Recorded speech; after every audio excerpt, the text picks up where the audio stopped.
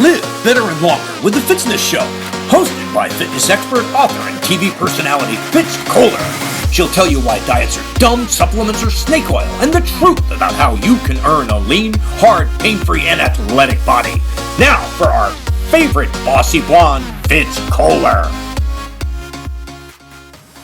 Hi team, I'm Fitz Kohler, your newly relaxed, very noisy race announcer and fitness expert from fitzness.com, and welcome to the Fitzness Show. Today we are going to talk all about the Essentia Health Fargo Marathon. It was the 20th anniversary this past weekend, and there's just so much to tell. It was an extraordinary weekend and a lot of heart put into this past race weekend. Yeah, Fargo is a very, very special place for a whole bunch of reasons. So we're going to get into that. But before I do, I'm going to tell you happy Global Running Day. Now, by the time you're listening to this, it probably won't be Global Running Day anymore because I'm recording this podcast on Wednesday, June 5th. That's right. It is Global Running Day today. But I want to tell all of you who do run or walk, which we include you in this running community, that I love you and thank you so much. This has been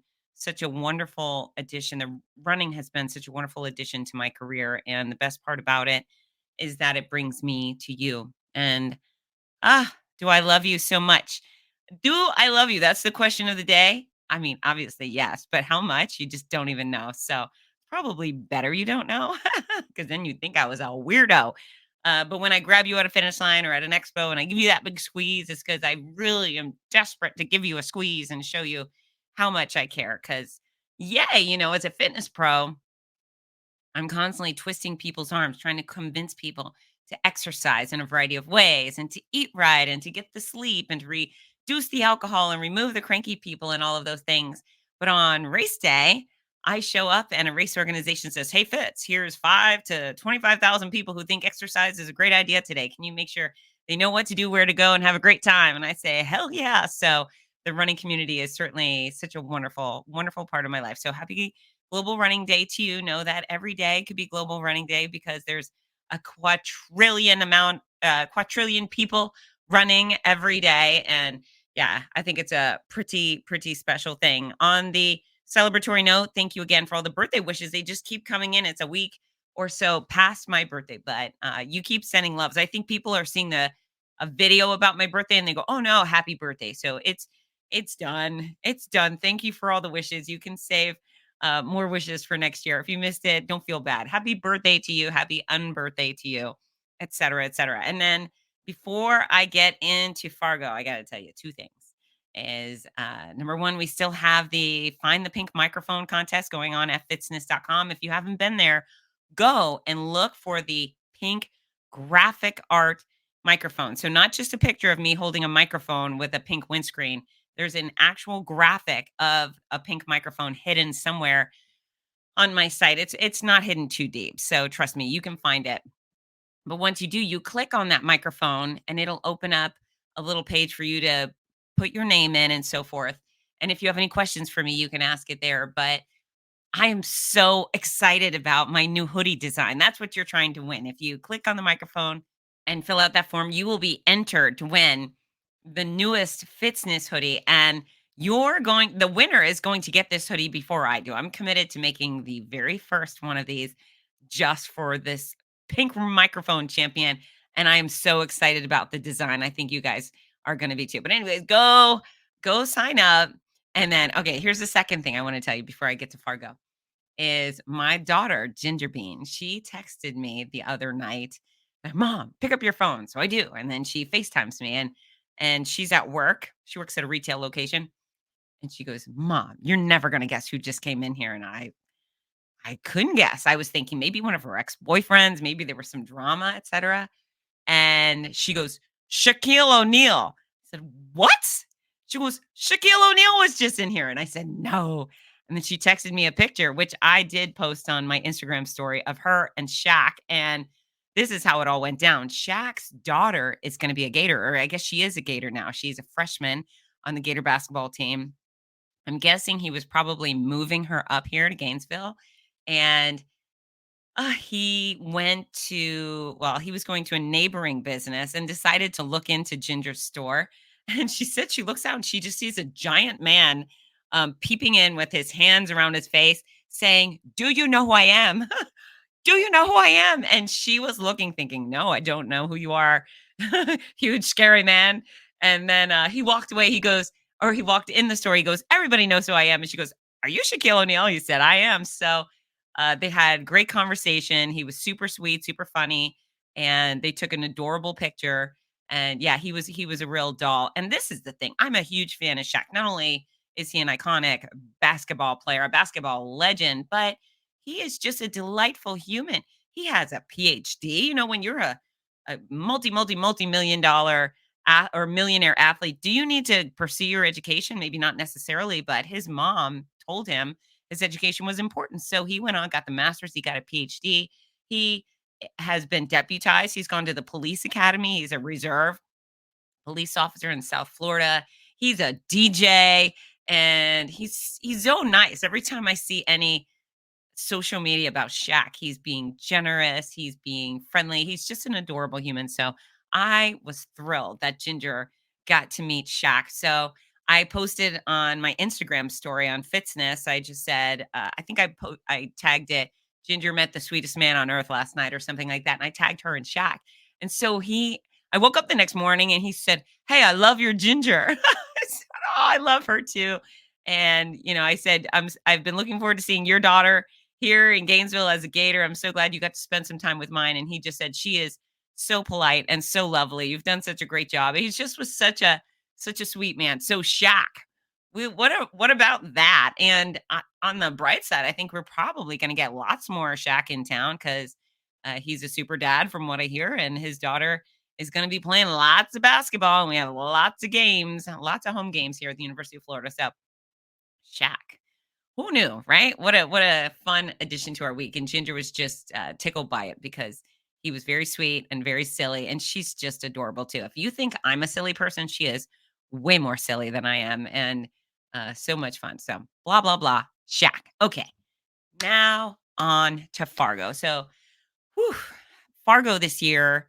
I mean, Fargo every year is a world class event, founded by Mark Knudsen 20 years ago.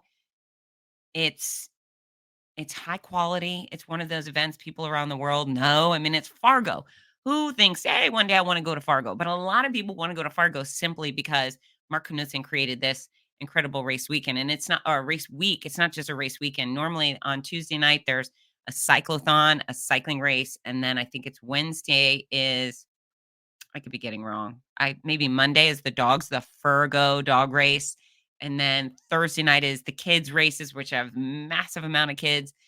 Friday is the Friday night 5K. Saturday morning is a full marathon, a half marathon, and a 10K. So there's just lots of activities. There's something for everyone of all ages, and cyclists and dogs. And Mark Knudsen was just an endurance sports junkie, and someone who not only has run many marathons himself, but he's completed Ironman triathlon, and he was a committed cyclist, and I think water skier, water sports guy, snow sports guy, just a sports guy in general.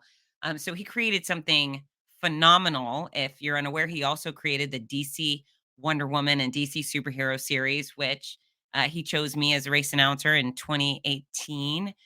And so that's where I got to know Mark. And we went from colleagues to very, very close friends and fierce champions of each other. In fact, one of the cool things about Mark, not only did he choose me and say, "Yeah, you're the one," but after our very first Wonder Woman race, and sometimes you're putting on an event for the first time in a new place, not everything goes right. And I thought more things went right on that night in Sacramento, California than things went wrong. But at the end, everybody was putting things up and whatever. And I went over to Mark and I said, "Hey, how was your night?" And he said, "Thank you for being the only thing I didn't have to worry about."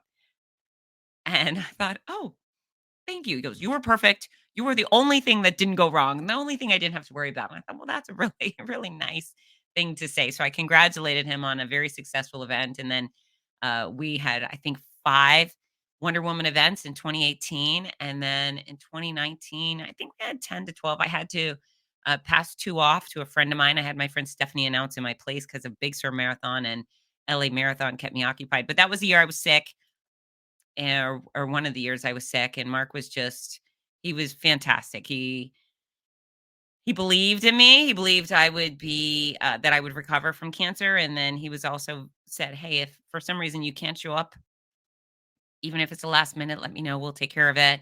He had a medical director on the team that was always keeping an eye on me, and he's just lovely. They created a wonderful uh, video of encouragement for one of the Wonder Womans that I missed.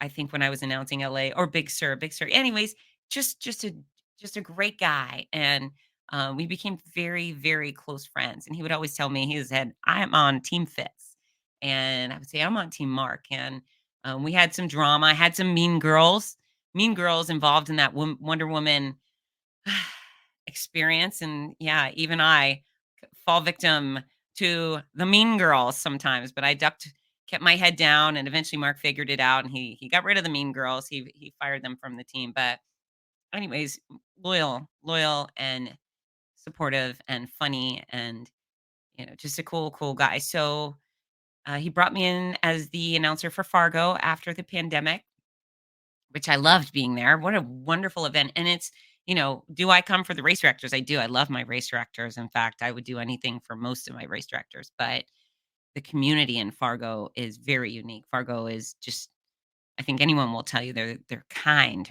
It's a culture of kindness. It's a culture of patience and manners and encouragement. It's a very special community in that regard, and it was a delight to become a part of that and be so warmly embraced into the Fargo community. So I think I've been announcing there since 2020. I think it was September of 2020. And yeah, so in July of 23, I got a text. I don't know, July 9th in 23. I was going somewhere, a family event. I got a text from a runner. I can't remember who it was, but he said, uh, "Mark Knudsen died today." And I just said, "No, he didn't." And I texted him. I texted Mark and I said, "Please tell me you're okay." And there was no response. And yeah, he was killed. He was riding his bike and collided with a truck pulling a boat. That's what I know. And I don't know if anybody knows exactly what happened, but we lost Mark that day. And just punishing, just absolutely punishing. I don't think I've talked about it on my show at all. I think I gave a little update that I was going last week. But anyways, it's been a very, very hard year. And you know, the loss for me is significant because we were close friends. We did keep in touch, and I just cared so much about him. But he's so close with his family, right? He has these parents. And as soon as I started announcing Wonder Woman, I met his family because they came out, right? They flew across the country to be with him, to support him. His parents, his two sisters, he has sisters. They're not his twin, they're twins with each other. Two sisters and three children, a newborn granddaughter who I think was born probably about 5, 6 months before he passed. A beautiful, wonderful girlfriend who I've since become quite close with, and mm, just a special man. So not only painful for me to lose my friend, and boy do I miss him, but I hate that they are without him.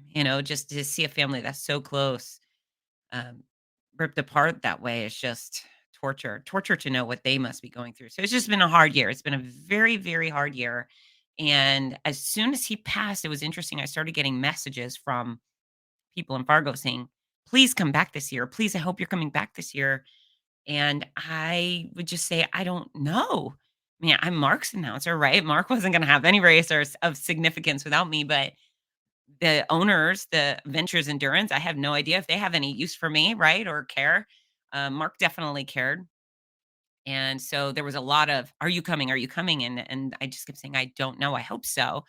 And I know the family made a request that I be there, and Ventures yielded to that, and I'm very appreciative of that. So Was looking forward to getting back to Fargo for many reasons. I'm looking forward to getting my arms around his family, just give him a hug. I was invited to do the eulogy at his funeral, and I really wanted to be there in person. I had a race that morning in Ohio, so we actually kind of even looked into private planes to see maybe we could fly me in. But if the service was an hour later, I could have made it, but we just couldn't get me on the ground in Fargo quickly enough to be a part of that service. So I had I did a eulogy via video and sent that. So yeah, I'm happy I could say my piece and share my memories and thoughts about Mark at his service, which again, they played at a video board in the church. But really, I just wanted to hug my people, hug his people,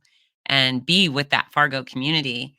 So I was looking forward to that, but I've also been really kind of nervous about it. I hate to say I was nervous, but yeah, just a hole in my stomach because then I have to be a Fargo without him. This is the being there, right? To be there without him just seemed awful and stressful, and I definitely did have a lot of anxiety over it. It just, what do you do when you lose someone you love so much, someone you care about so much, someone who's so important and such a fixture, and you have to go on, right? It just so uh, I think about a month or so ago, his girlfriend Donna had reached out to say, would you say something? We'd like you to speak about Mark, pay a tribute. And so, of course, I agreed to that. And they're such a wonderful family. They are not interested in being on a stage. They are not interested in being on a microphone, and you just have to respect that, right? They're mourning peacefully. They're mourning privately.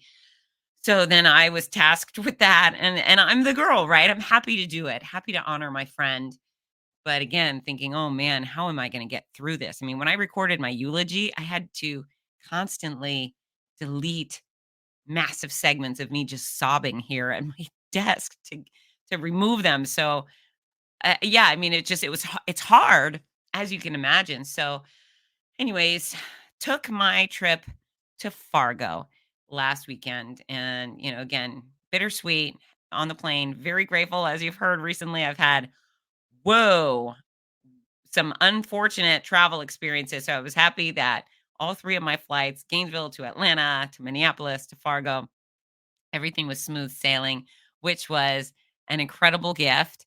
And then there I was in Fargo. Thankfully, I had some old friends, Amy and Nadia. They used to live in Gainesville, moved to Sioux Falls. They drove over to Fargo to visit with me. So we had dinner, we played some billiards, played some pool, had some breakfast, went for a walk, and then they went on their way. But Friday was the expo day, and we also had a panel that I was hosting, and everything was different this year. So normally everything starts and finishes in the Fargo Dome, which is a real highlight for this race weekend. Now, Mark had planned, apparently, the Fargo Marathon, the very first year, started and finished on a bridge. I can't tell you what bridge it is, but on a bridge. And then for the 10th anniversary, they moved the start and finish back to the bridge. In Mark's plans, he was going to once again move this race to the bridge on the 20th anniversary to celebrate. We did not end up on a bridge, and I don't know why. I have absolutely no explanation for that. I'm sure there was some rhyme or reason to it, but we were also not in the Fargo Dome, so things were very different. We had the expo at Concordia College, which was in Moorhead, which is right next to Fargo, and it's in Minnesota. So that was very interesting to be over there. And I'm going to tell you about this. I had a hard time getting to and from Concordia. In fact, I was trying to get an Uber from my hotel in downtown Fargo to Concordia, and the rideshare kept saying, "We can't get you a ride over here." And I thought, well, maybe because the roads are closed or something. So I made a call. My friend Babs, thanks, Babs from Boston, one of my favorite runners. She picked me up in a rental car, dropped me off at the expo. The expo was slamming, man, packed expo, a big line around the building. The line moved very, very quickly, but there were thousands of people very eager to get into that expo that day. And we like that on race weekend. We like a busy expo. So we get there, and then I hosted a panel discussion, which was pretty cool. It was Dick Beardsley, and you might recognize the name, maybe not. He's from back in the day. Let's see, his heyday was 40 years ago, but Dick was a friend of Mark's, and he was the co-champion of the first London Marathon in 1981. And he and a Norwegian guy, they ended up kind of breaking away from the pack and running the last length of the marathon together. And without even planning ahead, as they crossed the finish line side by side, they grabbed each other's hands, held it up, and they were the co-champions of London, which was pretty awesome. And then the very next year, Dick was running Boston Marathon, 1982, and he lost a very close race to Alberto Salazar. And there's been books written about this race, but yeah, Dick actually thinks he has had more success in his retirement because of that close defeat, rather than if he had won the thing. So he's a lovely man with a tremendous running background. And then I also had Dakota Lindworm, and Dakota won third. She came in third place in the Olympic trials in the marathon in Orlando. So she's going to go run in Paris this summer. And so the two of them, I was the host. I spent about 30 minutes asking them questions about how they got started with how did they get into the marathon and some of their best experiences and some of their training advice. And oh, I actually talked to Dakota about those skimpy Nike outfits, the ones that everybody's been freaking out about. Like, how dare Nike come out with these skimpy outfits that show off your crotch? I guess I don't know how better to say it. And she says she will be issued that outfit. I don't know if she's already been issued it, but what she was saying is basically they put it on a crappy mannequin, and the people that have worn that outfit really their lady parts aren't hanging out of it. So I thought that was an interesting part of the discussion. So that was my great, and well, one of my great contributions is let's get to the bottom of these skimpy bottoms. But then we had a Q&A, and the audience had a ton of great questions, and Dick and Dakota were absolutely lovely. They were wonderful guest speakers, and yeah, they answered all the questions thoroughly with great, just pleasant demeanors. It was a really nice experience. So, anyways, left over there, went over to the start line. Now, Friday night used to be just the regular old 5K, but this year it's turned into the official Mark Knutson Friday night 5K. And Mark loved 80s music. He loved 80s rock. In fact, when I think of Mark, or whenever I think of Def Leppard, I think of Mark. So they did a great job theming that race and naming that race for him, which I think was a classy move. I think it was the right move. And we had 2,400 people come out for the 5K. And I mean, it's usually quite a big event. I don't know if it's normally that big, but we had a lot of people, and we had a ton of people that were exclusively out there just for Mark. And people just said, I've never done a race before. I'm doing this for Mark. Also, if you're watching this on YouTube, you can see my swag. There's some of the local runners made up MK race gear, and thank you. They gave me a running singlet and a hoodie, which I really appreciate. But so it was an 80s theme, and we encouraged everybody to dress the part. Now, you've seen me wear all sorts of things on race day, right? The Wonder Woman outfit, the buffalo hat, the pirate gear at Gasparilla. I am not above dressing silly, because why not? Why not? It makes it more entertaining for the masses. So I had a big decision to make. What kind of 80s gear was I going to wear? And so I was going to sell out. I ordered some Madonna gear. You know what I'm saying? The black skirt and the gloves and so forth. And I was just going to go that typical 80s Madonna chick. And I ordered that gear off Amazon, and then it really started to bother me. I thought, oh, but Mark loved Def Leppard.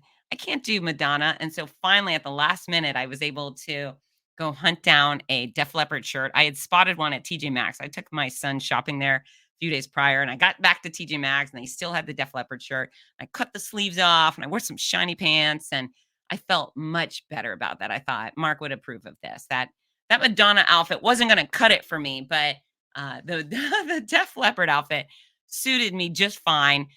People started gathering. We had a big start line area in a parking lot next to the roads where our actual start line was. Big stage, big DJ, and everybody was in really good spirits. Mark's family was there, and I want to say they were in good spirits, but they're not. They're still suffering. They're still suffering. It's the first time I've seen them since we lost Mark, so it was nice to be able to give them hugs, but just awful to see their broken hearts. And I had asked if they wanted to come on the stage, and I was assured that was not gonna happen, and I think it might have been easier for me if they were with me, just I don't know. I don't know, it was hard to do, right? But then I thought, "Okay, here I go. I gotta do this," and I normally I don't speak with a script. As you know, I don't speak with a script. I just speak. And thankfully, a day prior, I had talked with Rudy Novotny. If you don't know Rudy, where have you been? He's my co-announcer and my bestie on Team Noisy. And he said, "You know what? Maybe you should write something down." And I actually said, "No, I don't read when I'm on a stage. So no, I'm not going to do that." And then I started thinking about it and I thought, "Oh, you know what? I better write something down." So I did. I wrote something out on my computer and I printed it out and I was twisting in the wind, man. It was stomach churning to have to launch into that and I had to do it on time, right? It was scheduled right before the anthem. So I pulled out my little paper and I said, "Hey guys, we're going to take a moment to talk about Mark and I'm sorry I'm reading, but this is hard." And I choked my way through that presentation and oy, just hard. Just hard. That's all I can say is difficult. And, out of the corner of my eyes, his sisters are crying and his mom is crying. And it's just painful. We lost someone so freaking special. So sometimes we have to do hard things, right? It's the hard things are the most important things, are often the most important things. And so I don't know if you've lost someone and there's an opportunity to honor them, I think you should. I think even if you cry publicly, which the loss of Mark has made me do quite a few times at this point, it's okay. Those tears just they show you care. They show you're suffering. They're not a requirement. You don't have to cry. I wish I hadn't, but it's important to do these hard things. I see people that say, "Well, my I have to put my dog down, right? I've got to put my dog. I don't want to witness that. I'm just going to send my dog off with the vet, and the vet will take care of it." You know what? That your dog deserves to feel safe with you. Your dog deserves to feel loved at that last moment. So you should do what's hard. It might make you feel sad, but it'll make the one you love feel good. Perhaps there's a funeral service and someone special to you. Stand up and speak. It's okay if you stutter. It's okay if you stagger. It's okay if you're not perfectly eloquent. But I think it's essential that you honor people and the things that are meaningful to you when the time comes. So I did that and it was hard. I'm just going to stop there. It was hard, but I got through it. Thank goodness. And yeah, got through it, turned it over to Andy Peterson, Mark's best friend's daughter, who sings not only the American anthem, but the Canadian anthem like a swan. Golly, gorgeous voice. And then it was time for me to turn my frown upside down. And that's very, very interesting to be so sad and stressed and then be responsible for the celebration. And so that was when I turned to hit my on switch. I hope everybody has an on switch, and I do. So my obligation was to make sure those 2,400 people had a fantastic time at the start, and we honored Mark that way too. So snapped into gear and yeah, did the start line thing, and the crowds were super receptive, super happy, super joyful. We had great 80s music playing at the start line. And this is very funny. I'm on the stage and then I look around, there's this big green bull, a mascot behind me, just kind of roaming around. I'm thinking, where's that bull from? And so I said, "Hey bull, come over here." And then I see this corn cob mascot. That's right, it's a life-size corn cob roaming around. I said, "Hey, corn cob, come here." And so I bring them up on my stage, and now everything's happy again. Okay. Everything's fun and silly because I've got this bull and this corn cob, and I'm not from there. And I don't really know who they belong to or what they're all about, but I love them. I'm still not sure where the bull came from. The Colonel, oh, that's his name. The Colonel, the corn cob, is from Concordia College there in Minnesota. So I don't know. Are they the corn cobs? I have to look into that. But yeah, so I had a bull and a corn cob.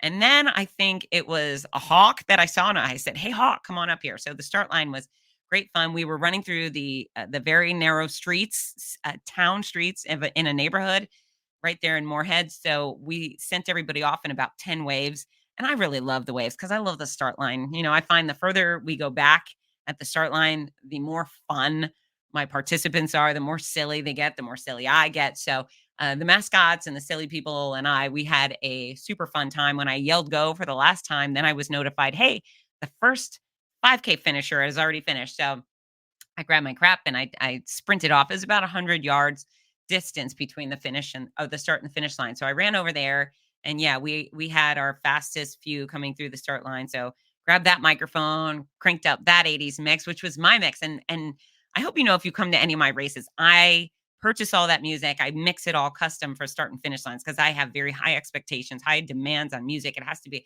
certain pace, a certain vibe. I want all generations, all genres. It's all mixed together and makes me very, very happy. So I made a custom 80s mix and it was killer. It was so great. I really enjoyed it. And I will bring it to future events. But it was just a wonderful atmosphere and people were coming through happy style. The streets were packed with fans. I mean, think Boston Marathon and then throw that in a tiny neighborhood in Minnesota. Just crazy. The streets were so busy with cheer squad, which we loved, and I'm standing at the finish line, welcoming athletes by name and high fiving them. And all of a sudden, I see the mascots roaming around. But it's not just three anymore.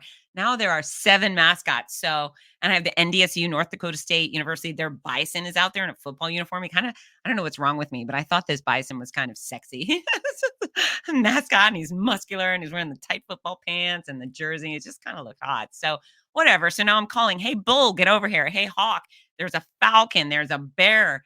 So we had, and the dragon. So it was the bull and the bison, a hawk, a falcon, a dragon, a bear, and the corn cob. That's right. So I keep calling them over one by one, and I have them make a line about, I don't know, it starts maybe 20 yards before the finish line. And so they have this high five line, and our athletes were adorable. They were delighted to see the mascots and high fiving every last one of them, stopping for photos and dancing. It was adorable. And I don't think those mascots had any idea how much levity they provided to this experience. It was very important. It went from a difficult thing to a joyous celebration, and it was meaningful. I think everybody had a great time. There was a lot of cool 80s outfits, and every type of person. That's one of the great things about running, right? And Global Running Day really is it's everybody. And where I think it's weird how we're always trying to, not we, not me, but a lot of groups are like, we're going to have only women here, or only men here, or only gay people, or only dark people, or whatever. I love at a start line where we're all together. That's it. It's not about who you are, or who you sleep with, or where you pray, or what your skin looks like. It's about us. We're all going to get here together, and we're going to do this thing. We're going to go the distance together, right? And then we're going to the finish line, and we're all going to be together. And I would say a 5K in particular is the greatest example of that, because it's a short enough distance to accommodate all ages and almost all fitness levels. So we had so many families with strollers, which was allowed. Not every race allows strollers, but this one did. There was a bunch of kids on fee registered running, which was great. Our least young athlete, Lois, who has completed this race more than once. She was there with us last year. Lois was 93. She crossed that finish line. So cute. Oh my gosh.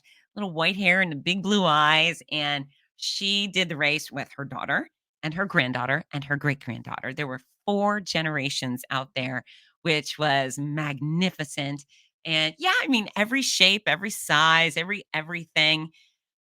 I mean, I feel like every day is Global Running Day, right? Because there's just all of us doing the thing, whether you go super fast or super slow. We don't care. Just get out and get moving. So it's just a real privilege to be a part of that. So yeah, we had the costumes, we had the mascots, we had Mark's family, his three children, Michael and CJ and Carly. They did the 5K and they walked it. Mark's girlfriend Donna ran the race. She's a talented athlete. Mark's best friend Dana, his best friend Mike, they did the race. And oh, just so many people. Mark's high school friends, the Hillsboro Burros came out.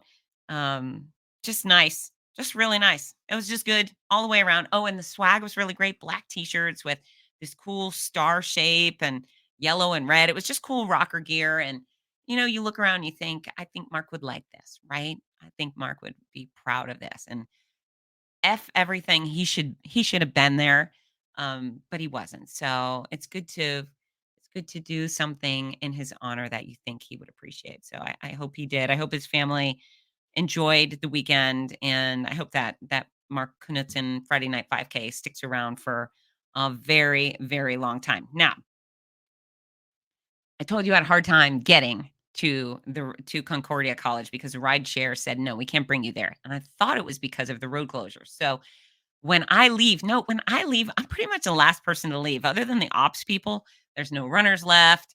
The sound people are tying things up, but almost everybody's gone by the time I leave. So I get my backpack, and what I do is I just kind of walk outside of the coned off area, right? Where the traffic opens up. I feel like if I get out on that main street, surely I'm going to be able to get a Lyft or an Uber. And I go out there and it says, nope, can't get rideshare in this service. Nope, can't get rideshare. And so I'm just kind of roaming around thinking, yikes, how am I going to get back to my hotel? And actually, one of the niceties is I'm walking kind of adjacent to the college, and there's all of these turkeys. That's right. I met a big family of turkeys, and that was kind of fun for me because I love animals. So I tried to be friends with the turkeys. They were not so interested in being Fitzcohler's friend, but I got kind of close, and I thought they were kind of cute. So that was a nice treat, being lost and roaming around Moorhead, Minnesota. But what I found is that they simply wouldn't allow rideshare in that area. And I thought it was the college. I thought it was a college rule. What it turns out is Lyft won't allow rideshare to cross state lines, which is bonkers to me because we were right next to North Dakota. But yeah, they weren't gonna cross state lines. So that was crazy. And I thought, geez, what am I gonna do? Thankfully, I texted Mark's girlfriend Donna. I said, "Are you here?" And she happened to have just been gone to get her car. So she came and grabbed me and brought me back to my hotel, which I was very grateful for. But that was a tricky situation. And if you travel, sometimes you just get stuck and you're like, what the heck's going on? What am I going to do? And that was one of those nights. And here's a little bonus is I would like to announce a race in all 50 states. There's so many people who run a race in all 50 states. My goal would be to announce at least one in every state. So on a fluke, I announced in Minnesota. I didn't even know I was doing it at the time. And then I found out, oh, Moorhead College is in Minnesota. And now I've checked that one off the box. Lucky me. Now, Fargo Marathon in general is famous for 50 staters. So if people are planning to run a race, whether it's a 5K half full, whatever distance in every state, almost all of them come through Fargo because Fargo is the big deal race weekend in North Dakota. I believe there's also Bismarck, North Dakota Marathon, Bismarck Marathon, and then there's another race I'm unfamiliar with, but this is the one people come to. So we always have a ton of 50 staters. So I'm kind of one of them. And so I've got North Dakota and I've got Minnesota. Hooray for me. Hit the hotel for some late night food and got to bed because race weekend starts early. So Saturday for our 5K half marathon, I'm sorry, 10K half marathon and full marathon, we did not start on the bridge. We did not start in the zone or the dome. I'm not sure why, but we ended up starting on the roads outside of the dome. And it was great. It was fine by me. I had nothing against any of it. There was a lot of people that were very disappointed because they always hear how cool it is to start and finish in the dome, which is true. It's great. I mean, it's temperature controlled. So whether it's super hot or super cold outside, it doesn't really bother you because you're in this air conditioned climate. There's seats with chair backs, so your spectators have a relaxing place to sit and wait while you're going the distance. There's a lot of really nice features in the Fargo Dome. Also showers and regular bathrooms. So those are the perks of being out there. But it felt like a normal race to me. I mean, because all the other races are outside, or most of them. So start and finish line I thought was quite lovely. And we had to switch our races around. I think it was supposed to be full marathoners first, followed by half, and then the 10K. We flip flopped the half and the full marathon start because there was some flooding and the course needed to be changed. I have zero behind the scenes knowledge on that. Mark used to give me the behind the scenes stuff, but our new race director didn't communicate any of that. So I really just took responsibility for my location, start and finish line. And again, there were so many people who came out just because of Mark, and there were it was on the back of their shirts. They would cross the finish line, and the shirt would say, my only marathon. This is my one and only marathon in honor of Mark. That was it. So a huge crowd. I think we had about 8,000 or so athletes between all three distances. Weather was beautiful. It was cool in the morning, nice and sunny all day. The fans were enthusiastic, and there's just a lot of love. It's just a sweet, happy, wonderful place full of kind people. We had all 50 states represented in our athletes. So Hawaii, Alaska, Arkansas, Utah, and Georgia, Florida, you name it. There was someone from every single one of our American states, which is very cool. And there's a lot of races who come close. I'd say quite a few of the races I announce score all 50, but it's a special thing when we get all 50. And then a ton of Canadians, since we're so close to Canada. I think there was almost 700 Canadians. And then we had some Mexicans and some Chinese and a German and a Norwegian and a little bit of everything. So it was a diverse group, and again, big happy faces. One of the highlights of the day was Mark Knutsen's son CJ running his very first marathon. Again, that year, Mark had two babies. He had a human baby and he had a race baby, and CJ ran this one for his dad, and he was fast. He finished, I believe, under 4 hours, and his sisters and his mom came up to my stage so they could see and they could cheer for him, and he just looked really strong. Again, another thing I know, um, Mark would be just over the moon, and I'm sure he was running along with CJ on Saturday. It was pretty fantastic, and I just love their family. It's great to see them celebrate each other, and they're so supportive, and I'm sure they're probably a little ornery with each other on occasion, as all families are, but I've never seen it. All I've seen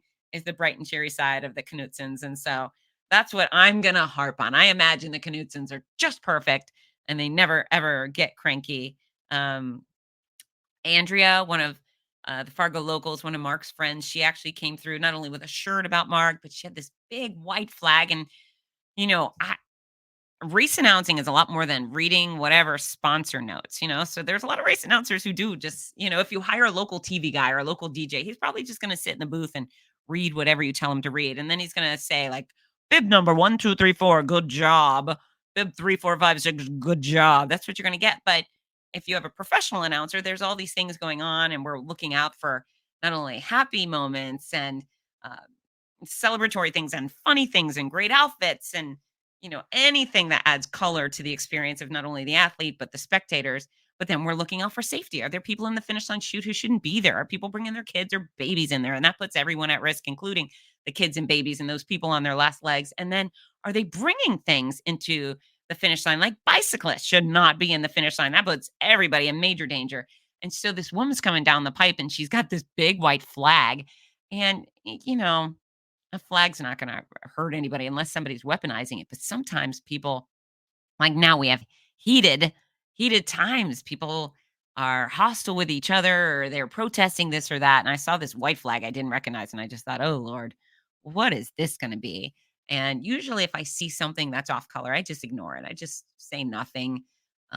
Yeah, I just don't find it my place to get political at a finish line. So this white flag is coming to me, and I'm thinking, yikes, what does this woman have? And then it was beautiful. It was a big flag with Mark's face on it, and some kind words. It was just really lovely. Andrea, how did I not recognize her in her American flag pants? But yeah, I guess I was too worried about what this flag could be, but it was custom made and it was perfection. And yeah, I mean, just good stuff all the way around. We had a bunch of late finishers, so I think we have a 6-hour cutoff, which was not held to strictly at all. We still had people coming in at over 7 hours, and that's just fine.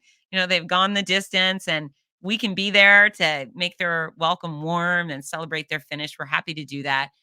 The children's races this year and the dog races were moved from their traditional days on to the end of Saturday. So that was interesting to get done with a marathon, half marathon, and 10K, and then have a kids race to start.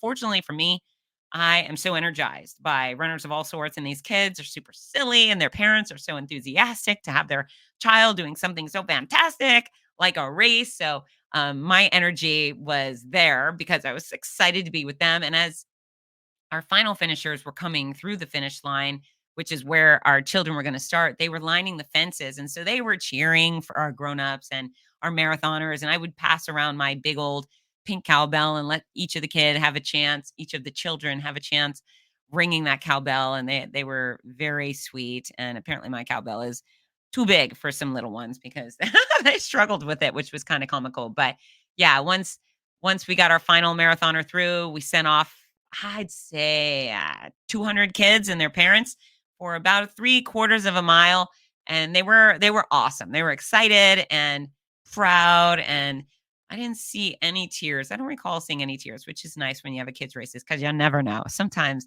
someone's got to cry, but I don't think I saw any criers. I just saw happy, happy children. And if you have a child in your life, please get them registered for a race. This is the sport that they can do forever. And know that if you're 45 or 73, it's probably really hard to join a lacrosse team or a cheerleading team. That gets tricky.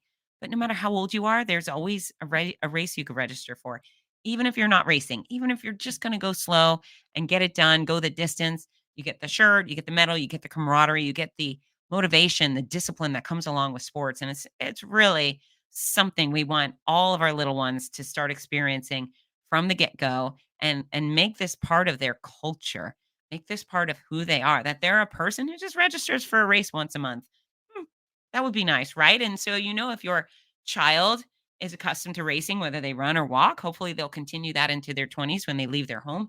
And then they'll continue that for the rest of their life. And they won't have heart disease or diabetes type 2, and they won't have a stroke or cancer, certain cancers, because they didn't take care of their body. So you can really set children up for a lifetime of health and athletic adventure just by doing something as simple as bringing them out to a kids race. You got that? So that was fantastic. And then while they were running, the probably almost, well, I got to say, even cuter athletes were lined up outside the fencing because our Fargo dog race was about to take place. And so while the kids are taking off, I made the announcement to all the owners. I said, hey guys, I left my 2 dogs at home in Florida, and you are morally obligated to introduce your dogs to me so I can have a pet. And so they did. They just lined up at the fences and introduced me to Truman and Jefferson and, oh, I don't know, all these Bodie and the cutest dogs ever, all the different types of dogs. We had pit bulls and doodles and dachshunds and toy things and big fluffy dogs I'd never seen before, probably because I don't live in the north. I have Fargo. These dogs can handle major cold. Oh, it was fantastic. And they were all good dogs, right? They're purebreds and adopted dogs. And the thing they all had in common is that their owners loved them desperately and spent a lot of time training them. And so all the dogs showed up, and they were good boys and good girls and the best friends all the people ever had. And of course, nobody is more joyful at a start line than dog owners. They're just so proud to get Fido out there and show off their dog. And so enjoyed starting that race and just being a part of that. And I did, man, I gave the pets. Now, I want to tell you something that I saw. It was on Instagram, and this is probably a no brainer, but I still have to pass it along because I love animals so much that I'm a bit of I've been foolish in the past. I just want to kiss all the dogs. And I saw a plastic surgeon on Instagram giving it was top 3 things I wish people would never do. And number 1 was like get a sunburn type thing. And number 2 was do not put your face near other people's dogs. Right? So your own dog that you trust, that you know is not going to bite your face, fine. But you never know, even if this dog is calm and sweet, if you put your face near that dog, it might bite your face and then you're maimed forever. So I have been trying to live up to that advice. It's great advice. And yeah, I'm working hard on not kissing all the dogs. And you may be shaking your head saying, Fitz, you are a dumb person. You should never do that. And you're right. I am trying to not do that anymore. So I think I did kiss one tiny dog on its booty this weekend, but I don't think I put my face near any of the others. And kudos to me because that shows a sign. That's a sign of maturity for sure, right? That is a sign of maturity. And let me pass along this golden information. And how many of you am I saving from scars or, I don't know, pain? Nobody wants to be bit. So, yeah, don't put your face by a dog that's not yours. The end. Yeah, it was a great weekend. Okay. Let me tell you about this. So after that, I got a short little break, and then there was the Joan Jett concert that night. That's right. We had Joan Jett performing in Fargo. I believe she was there because of the Fargo Marathon Race Week. I don't know if it was happenstance and they just promoted each other, but I instantly bought Joan Jett tickets. I said yes. So I ended up going with my friend Babs, the one I mentioned at the start from Boston, and then my friend Dave Beck, who I know through the USATF Women's 6K Championship in Canton, Ohio. Dave used to own the race. He's always driven me around to and from the airport. Wonderful man, owns a bunch of cool businesses, just neat, neat, neat, sweet, sweet, sweet. And so the three of us went together. Now, what's cool is Babs is going to join me in July for the USATF Women's 6K Championship. So we had dinner with Dave. Now, Babs and Dave know each other. We're going to go do some putt putt at Dave's business. He owns a putt putt course. We're going to have lots of Canton fun as a team. But we had a trial run on date night for the three of us, and we did dinner, and then we went to the Joan Jett concert. Now, uh, I if you every I hope everybody knows Joan Jett, right? I don't have to explain Joan Jett. I love rock and roll. But one of the things I was thinking is, okay, I love her, and I love about six of her songs, but I don't know probably more than six of her songs. What is this show going to be like? Because she's certainly going to perform more than six songs. And I'm going to start by saying when she came out, she's just so cool looking. She looks great. She's 65. She's in great shape. And she looks just like she's supposed to look. And she sounds exactly the way she sounded 40 years ago when I Love Rock and Roll came out, right? She killed it. And a couple of weeks ago, I watched her documentary. I think it's Netflix or Amazon. I don't know. There's a good Joan Jett documentary. I was interested in it, and it gave me a little insight into who she is because I don't really know much about her personal life. Not that I need to know about her personal life, but her background. It was great to see how she got started. She started in a girl band, and then there was some sort of, I don't know, not I don't know, some of the girls got ornery, mean girl stuff, and so Joan ended up going on her own, and obviously that was a good move for her. But so we're in the pit. I don't know if I've ever been in the pit at a concert before, but it was very fun, and there was a bunch of grown-ups there, so there was no raucous OMG pit behavior. It was just grown-ups in the pit, kind of dancing, maybe pumping their fists a little bit. But she started off with Cherry Bomb, and then she started mixing in some songs I had never heard of. And it's funny because the songs all sounded very 80s and the lyrics were also very 80s. And they kind of all sounded kind of similar, but they were good. And then she mixed in a few covers, which I very much liked. I can't remember what the covers were, but they were good. And I started waiting, thinking, okay, now I'm tired. I've been up since 4 a.m. for the marathon. I got to go to sleep. Come on and give me I Love Rock and Roll. And she did. Finally, she gave me I Love Rock and Roll, followed immediately by Crimson and Clover, Bad Reputation. And then we were out of there, and so was everybody else. So it was a really good show. I highly recommend her. I know that she tours with, I think last year she toured with Def Leppard and Motley Crue, which had to be one heck of a show. I believe they're going on tour again this year with some other heavy hitters in the rock and 80s genre. So, yeah, give that a go if you want to. We had a lot of fun. And then the next morning, while I was flying out of Fargo Airport at the crack of dawn or before dawn, I'm walking through the airport to go get a hot tea, and I look over, sitting on a bench, is the drummer. And it was a four-piece band. That was it. There was four of them. So it's easy to recognize who they were.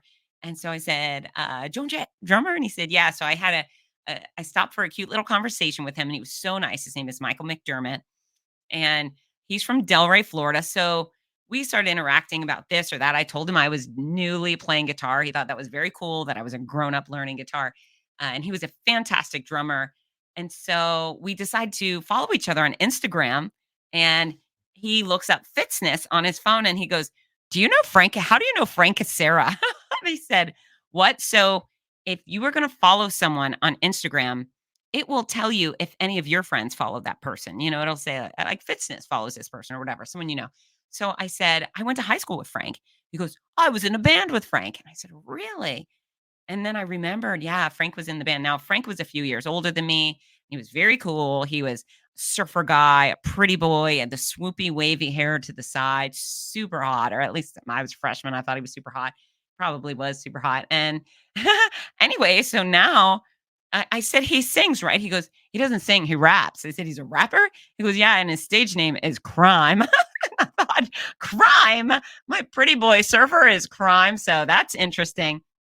And then Michael, the drummer, he goes, well, I also used to be in a band called Collapsing Lungs. And I said, OMG, my friend Chris was in Collapsing Lungs. He goes, yeah, Chris Nicholas. And I said, I went to high school with him too. And so we just had a lot of fun friends in common. And, sometimes you just got to introduce yourself and talk to each other. So we've connected a few times on the gram, and hopefully I'll get to go see him at one of his future shows. I'm going to make a plan on that because he was a lot of fun. And yeah, it's just nice to get to know some new friends, right? Especially now that I'm a cool musician with my mediocre strum acoustic guitar playing. But yeah, maybe one day. Maybe one day I'll be on a stage with McDermott rocking out. We'll see, right? Okay. Thank you all for listening. And if you ran Fargo, thank you for all the support. I really appreciated the love that I received. It's very special to be a part of that family. And, I hope I get to continue coming back there. I don't know without Mark if that will happen, but I'd really like to. I love all the people on the race committee. I love the local runners. I love the cheerleaders. I love the volunteers. I just love it all. And, it's been wonderful. So Fargo, thank you for the love. I love you back, and I love you completely. And our song of the week, what is it? Well, of course, in honor of Mark Knudsen, it's Def Leppard's Pour Some Sugar on Me. Go ahead and add that to your playlist, and you can go running with it, or you can lift weights, or you can do Pilates, or you can do cool yoga versus lame yoga with lame music. That's right. Def Leppard, Pour Some Sugar on Me. Folks, if you haven't done so already, click like on this show, follow the show, get the notifications when the new Fitzness Show episodes are coming out. If you haven't done so already, leave a review for crying out loud, and go to fitzness.com and find that darn microphone. I want you to win that hoodie because it's going to be so good. I'm really, really excited about the design. And as usual, excited about you. I love you all. Get to work. Hi, this is Rudy Novotny, the voice of America's Marathons. We all love how much running has benefited every aspect of our lives, so much so that most of us only wish we'd started sooner. Wouldn't it be wonderful to gift the opportunity to children of today? Well, you can. The Morning Mile is a before-school walking and running program that gives children a chance to start each day in an active way while enjoying fun, music, and friends. That's every child, every day. It's also supported by a wonderful system of rewards, which keeps students highly motivated and frequently congratulated. Created by our favorite fitness expert, Fitz Kohler, Morning Milers across the country have run over 2 million miles and are having greater success with academics, behavior, and sports because of it. The Morning Mile is free to the child, free to the school, and is inexpensively funded by businesses or generous individuals. Help more kids get moving in the morning by visiting morningmile.com. Champion the program at your favorite school or find out more about sponsorship opportunities. That's morningmile.com. Long may you run.